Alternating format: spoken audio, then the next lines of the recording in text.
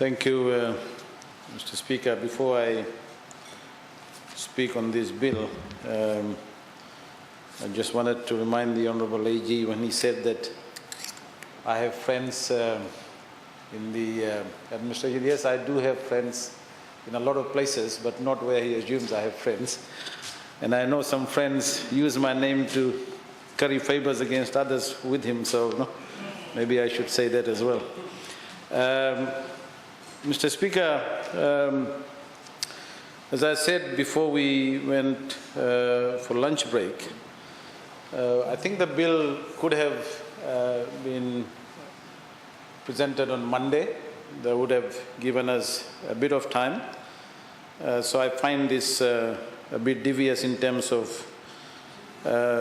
getting the bill today and then having the debate soon after it, because when I looked at the bill when the Honourable Attorney General was talking, Mr. Speaker, I thought it was those issues only related to the leave.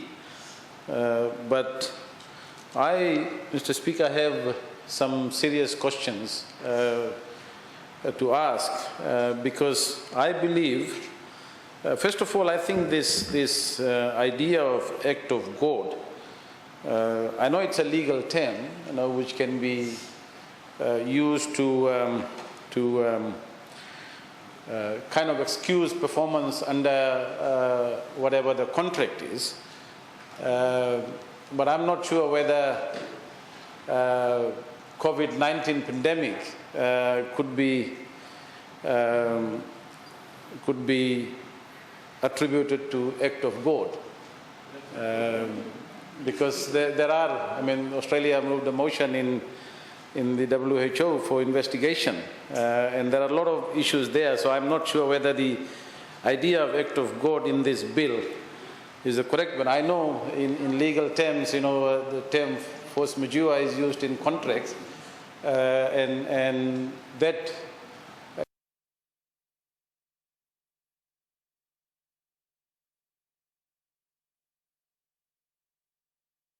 is beyond the control of both parties, then obviously, so I'm not sure whether the use of the word act of God or the legal term act of God in this bill is the correct one.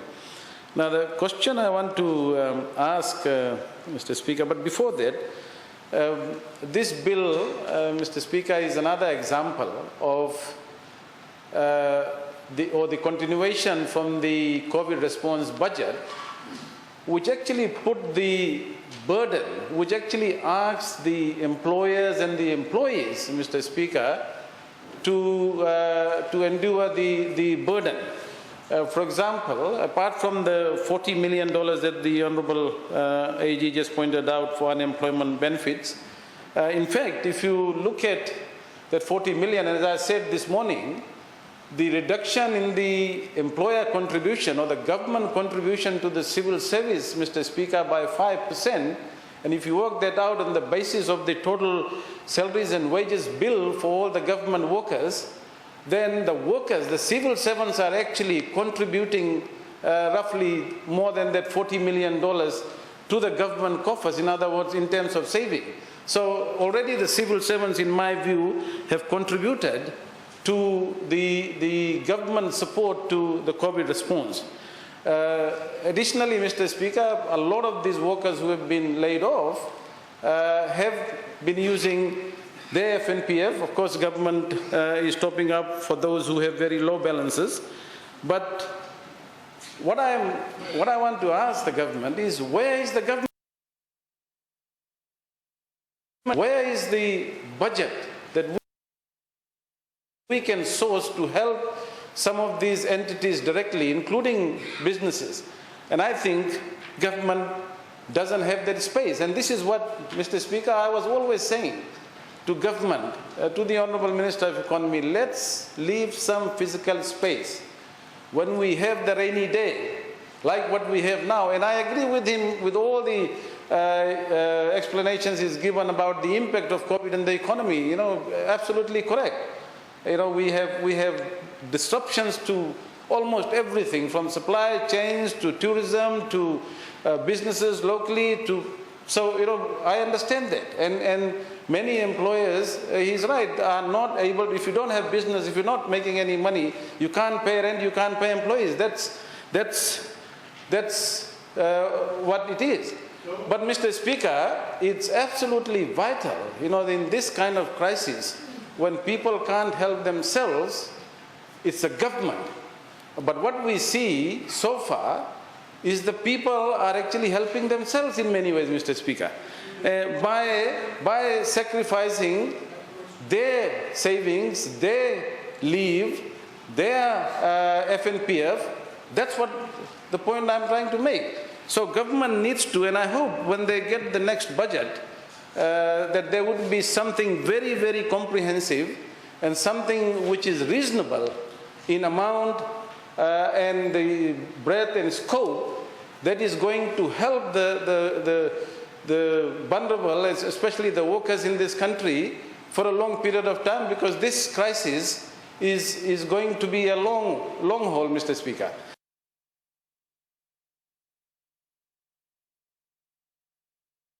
ERP, it appears that that amendment is going to take away the right of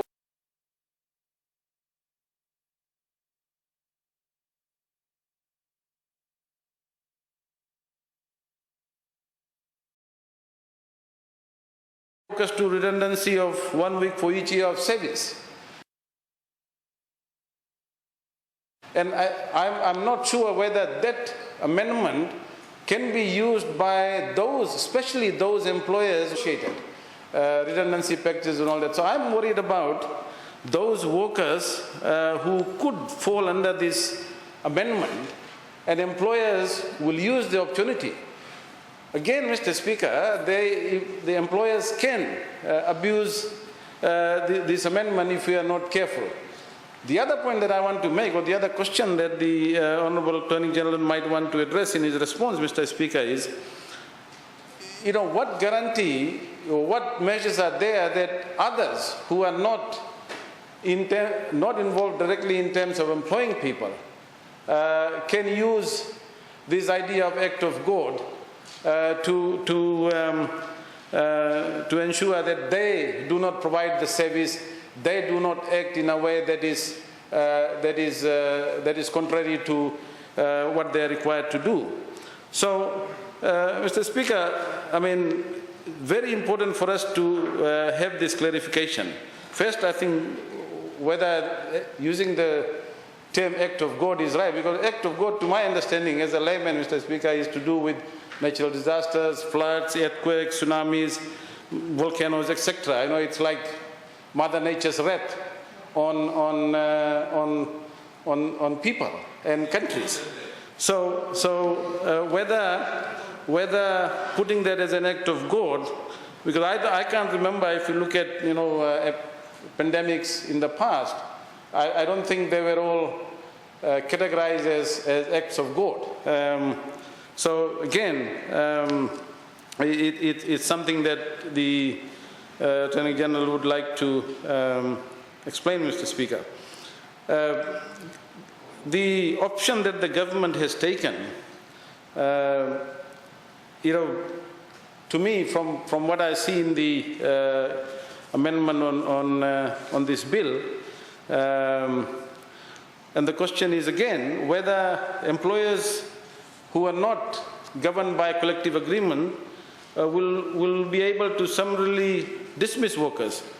And the third or the fourth question, Mr. Speaker, is it's not very clear when the Honourable AG was talking about the date on which this is going to start, whether the amendment is backdated to 11 February when COVID-19 was declared by the WHO as a pandemic. So the question is whether this amendment will be backdated to 11 February and when, or it will start on 8th of April when the Honourable Minister for Health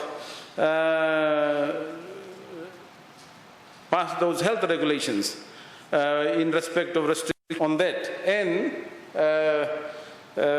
because that would have implications for a lot of people, a lot of employers as well as employees, Mr. Speaker. The Honourable AG, the other say that we are only worried about Fiji Airways workers. Yes, we did raise matters about them, Mr. Speaker, but the point is that those workers are governed by collective agreement, so they would have some negotiations there. They can have a recourse if they want to. But I'm worried, and of course we are worried. We've talked about workers who are not unionized, and this is why, Mr. Speaker, I did suggest, and I want to repeat that, and keep repeating that the government needs to come out with a very comprehensive workers' solidarity fund, or whatever they want to call it, so that we are able to deal with the issue of helping these workers in a systematic way, in a holistic manner, until such time that we are able to recover from this pandemic and the economy is back on track.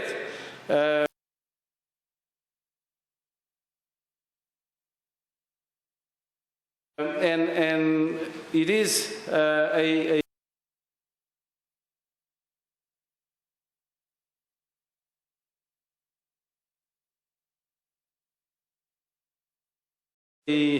very good suggestion, Mr.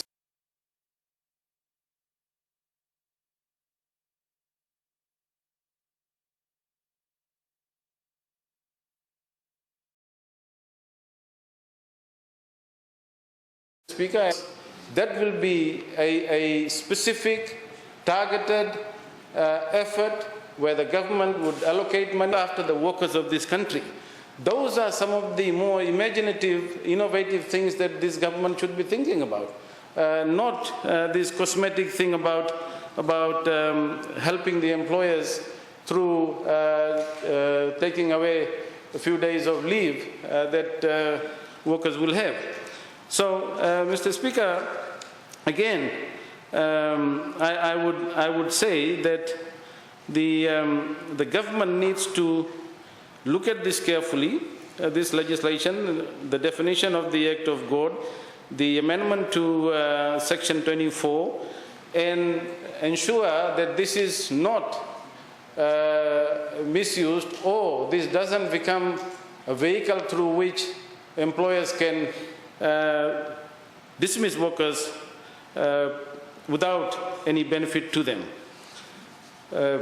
Finally, Mr. Speaker, again, I want to reiterate the point, and as I said at the beginning, we know that we are in this for a long haul. It's not a short-term, medium-term issue. It's a long haul for us, and therefore, I think, and we expect, especially for 2020, Mr. Speaker, that the economy is going to contract drastically, and I'm putting a figure of something like between 15 to 20% contraction. And if that happens, Mr. Speaker, that will be a huge contraction, and that will throw many workers, many families into poverty. And it is possible that by the end of this year, we could have 50% of the households in this country struggling to make ends meet.